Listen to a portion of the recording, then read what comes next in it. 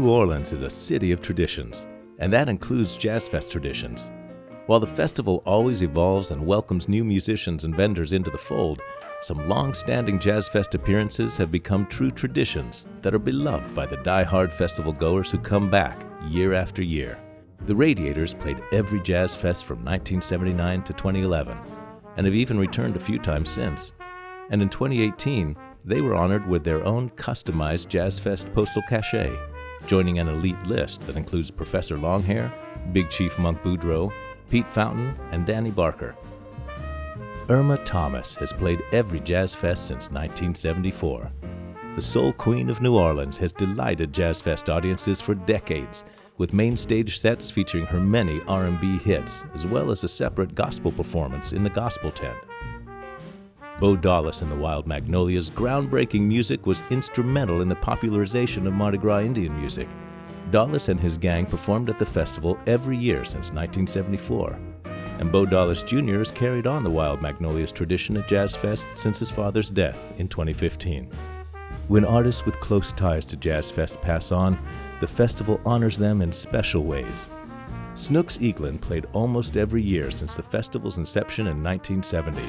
And when he passed in early 2009, the festival held a jazz funeral for him and noted photographer Michael P. Smith, who had died in late 2008. The Ancestors Village area at the festival now includes memorials for both. Alan Toussaint played nearly every year from 1973 until his death in 2015. In 2016, Jazz Fest honored him with a jazz funeral at the fairgrounds, interviews about him at the Allison Minor Music Heritage Stage with his collaborators like Irma Thomas, Cyril Neville, and more, and a musical tribute by his band featuring special guests at the Gentilly Stage.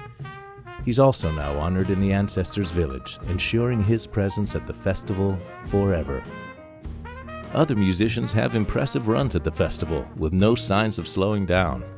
Deacon John Moore has been at Jazz Fest since 1972, Dirty Dozen Brass Band since 1981, Donald Harrison Jr. and Terrence Blanchard since 1985, Kermit Ruffin since 1987, John Cleary since 1988, Trombone Shorty and Anders Osborne since 1993, and so many more. Musicians love to play at Jazz Fest, and Jazz Fest audiences love to see the consistently fantastic performances from their local favorites, year after year and decade after decade. For WWOZ, I'm Michael Cerveris.